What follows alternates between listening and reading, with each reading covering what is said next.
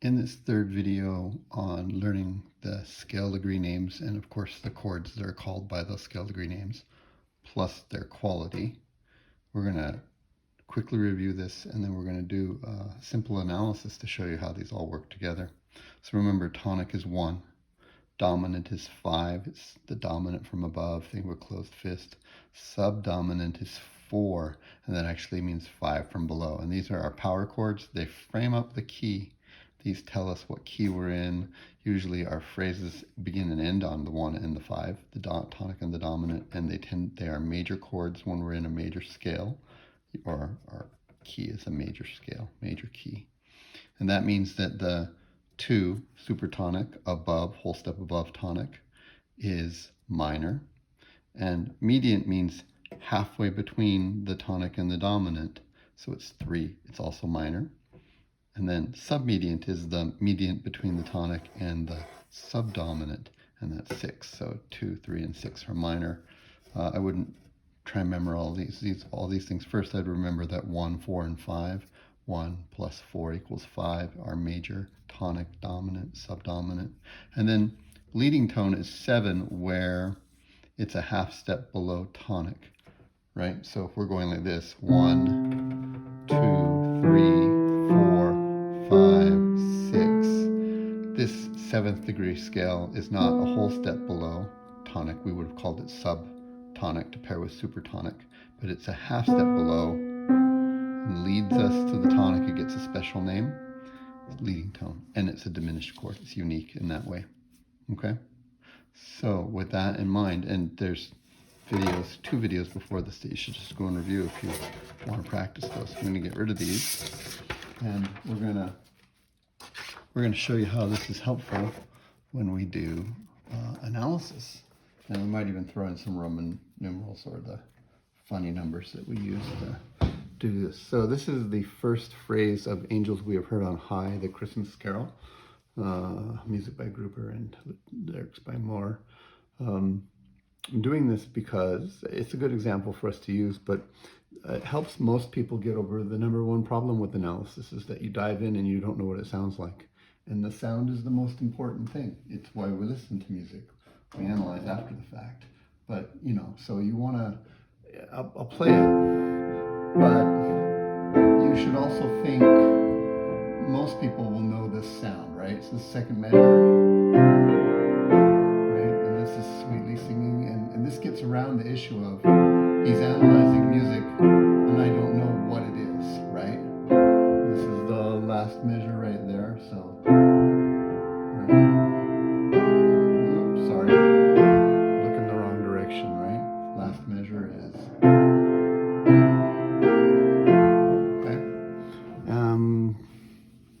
Yeah, it's so important to know what you're listening to. I can't stress that enough. It's the thing that gets overlooked the most, because we're all like, I want to get my chords, I want to get this, I want to get this. If you're a student, you're like, I got to get my homework done, or points or something like that. And hearing it is what we're trying to do, is we're trying to understand it with theory. And if you don't know what it is, it's hard to know. Oh, there's ice falling off the roof. Sorry about that noise.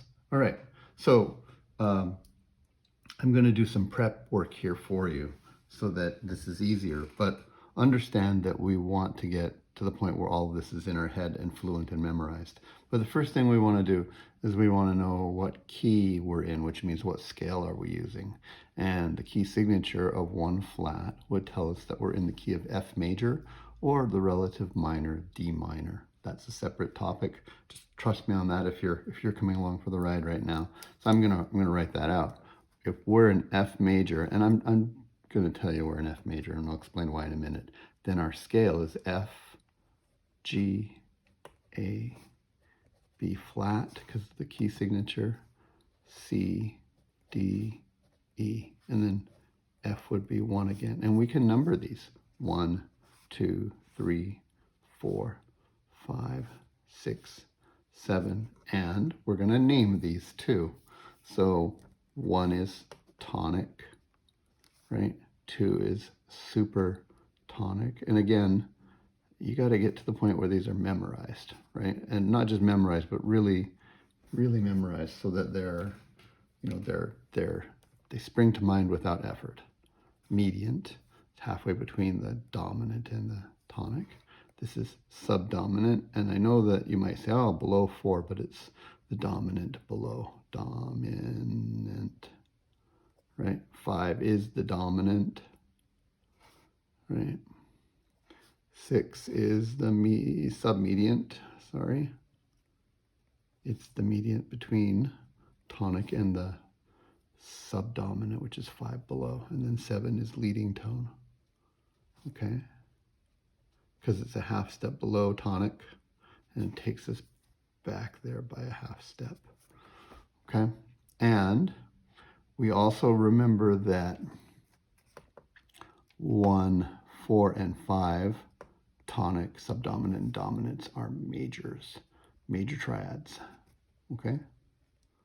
And that means 2, 3, and 6 are minor triads, okay?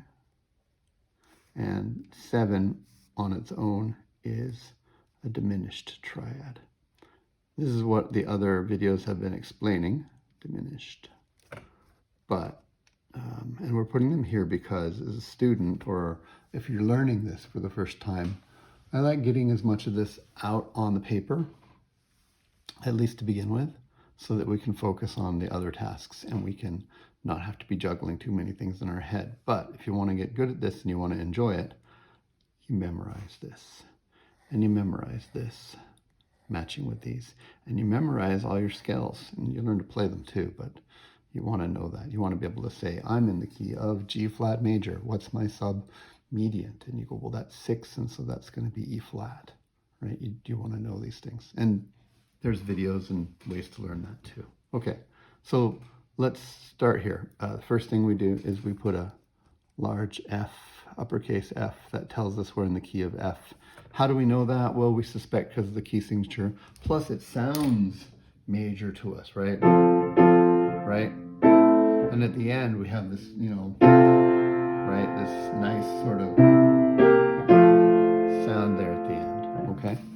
And if then we start learning some tips and tricks along the way as well. In addition to all this, like we could go in and check every note and spell every chord and depuzzle it, and that's good. But if we know certain things about the behavior of chords, like the beginnings and ends of our phrases love to be starting with a 1 chord and a 1 chord, or sometimes they'll start with a 5. If it's jazz, they might go 2-5.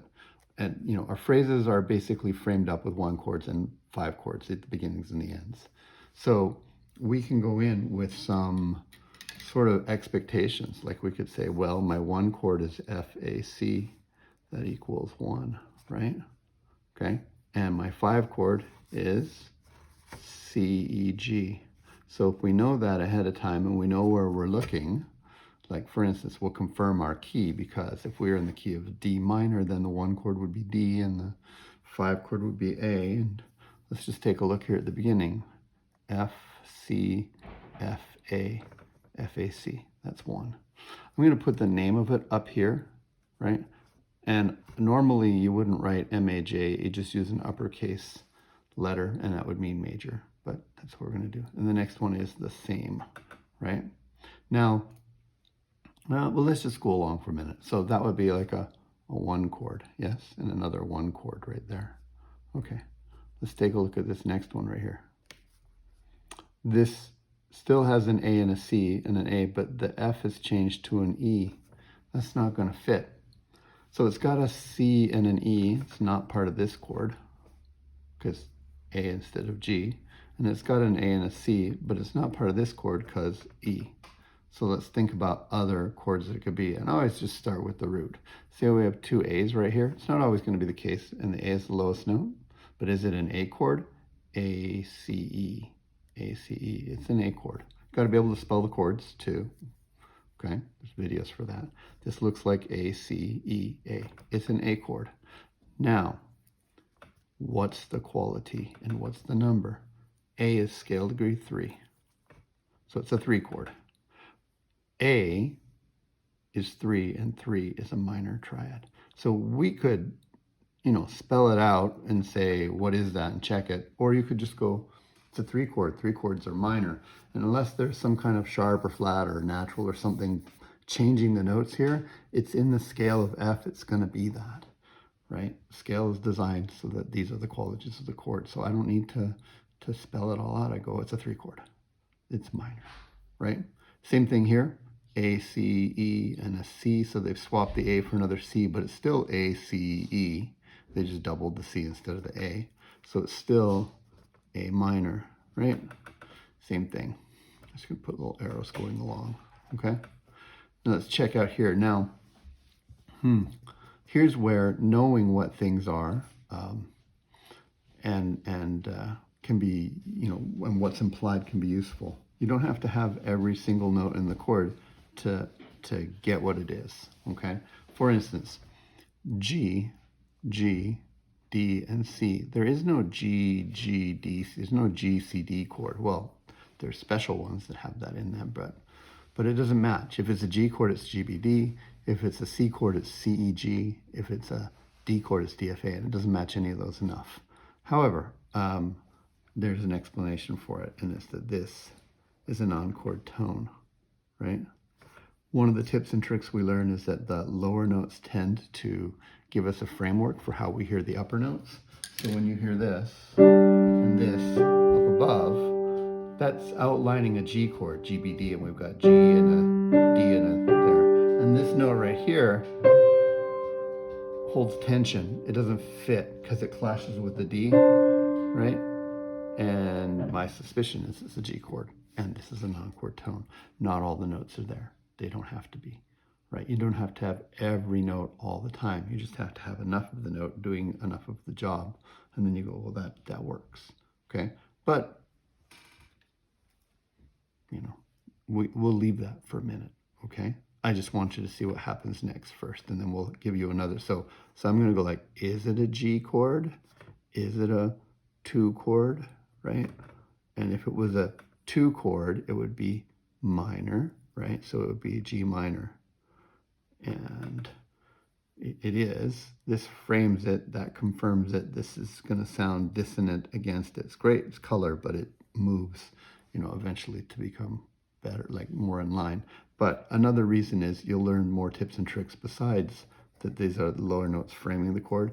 The next chord right here is a C chord, right? C, C, E, and the C's holding over. So it's missing the G, but it was just right there, right? Again, C, E, and C's.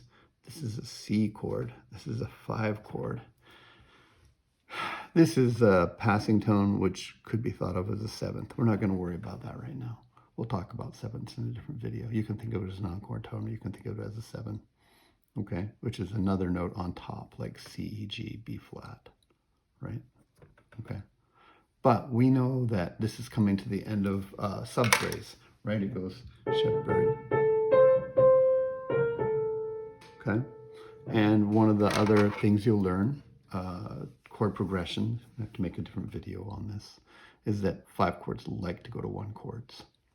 This is a 5 chord right here. We can confirm that even more because we've got F, F, A, C. This is my F chord. That's a 1 chord right there, right? And we also know, again, chord progression rules. We're always moving ahead with, you need to know this next thing, but 2 loves to go to 5, 5 loves to go to 1, okay? All right, let's keep going along. Now, another trick is you don't always have to spell everything from the ground up. You can just look. Like I could figure out all these notes again, or I could say, hey, that looks exactly the same as this, which looks exactly the same as this. It's another F chord right there, right? And this is going down, so it's not going to be an F chord again. And we look, the bass is C, C, E, G. It's a 5 chord, right? You're going, but what about all our 6 chords? What about all our 2 chords? Well, we have 1 2 chord. Remember that the 1 and the 5 and the 4, to some extent, frame up our tonality. The 1 and 5 is the most important. Everything else is kind of like a garnish. I'll do a chord progression video about what are important chords and what are patterns that we use, and you'll see that 1 and 5. They're everything in terms of hearing these songs and making your music. But this is 5, right? This is back the same as here, and we know that 5 likes to go to 1, so F, right? And I guess we could be putting like major, major, because we want to remind ourselves that they're all major, right? And major. All right.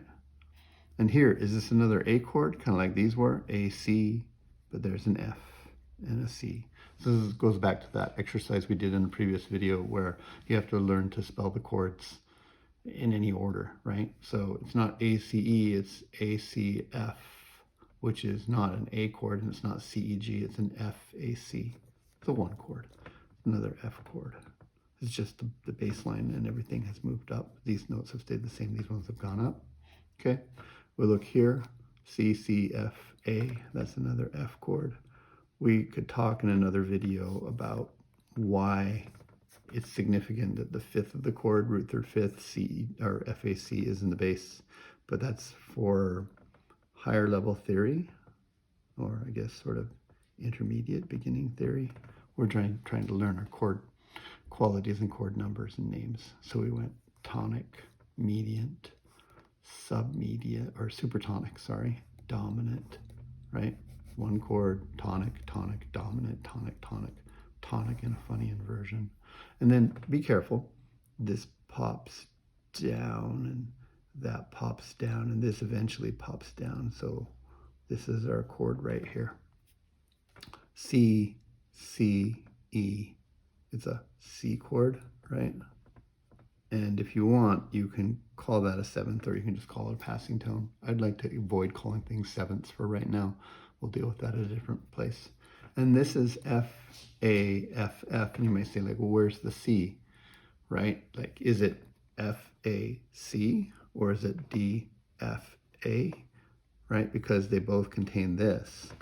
But it's at the end of the phrase. It's followed or preceded by the 5 chord, which likes to go to the 1. It's been all about this. Unless you have something significantly different to suggest that it's a D, you're going to hear this as these F chords along the way. And let me show you what I mean. I'll play this right here. Okay, so we have this. This is, in fact, the last 2 measures. It's all F chord. Even here, right, it's like... And then we go... Still feels like home, right? It's like coming home for the holidays and you arrive and it's like mom's there, dad's there, your sister's there, and you arrive and you kind of go, where's my other brother? He's not there yet, he's coming, right? But this still doesn't change the fact that it's home, right? And it's recognizable. So it's another F chord at the end. And that's a 1 chord F major. That's a 1 chord. This would be our 5 right there, okay? So I didn't have to go and check and say every time, is this a major chord? Is this a minor chord? Is this a whatever, right? I know because of the fact that it's a 1 chord or a 5 chord that it's going to be a major triad. And I know when it's a 3 chord or a 2 chord, they're minor chords, right? That would tell me what to play if I was strumming on a guitar or an ukulele or something like that.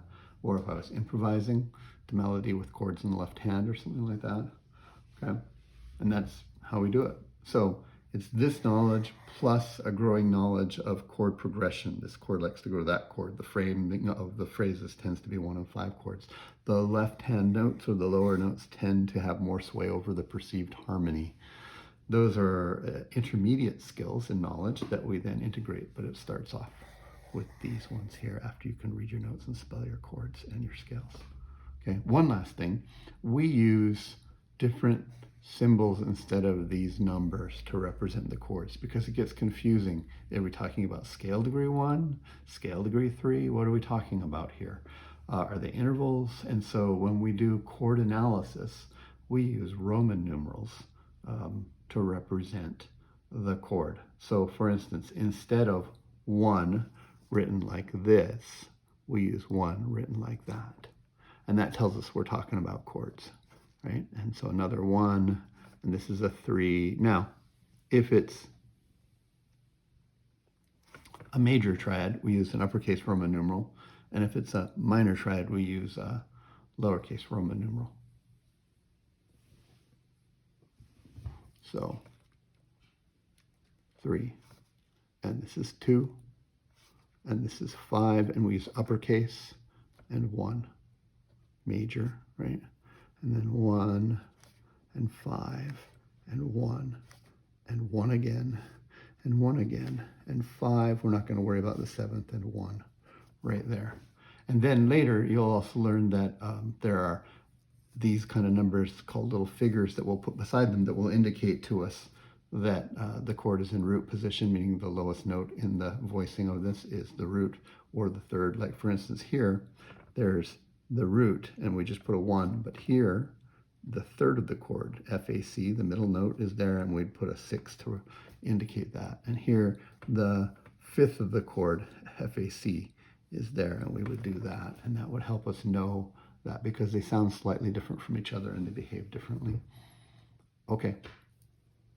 Hope that's useful. Hope that's encouraging. Once these different parts come together, analysis can be a lot of fun because it enhances your enjoyment and understanding of a piece of music. Sometimes we're forced to do it because of music school, but it's really it's a joy to be able to take a piece of music that you love or that you're familiar with or that you're interested in and start tearing it apart and seeing how it goes together.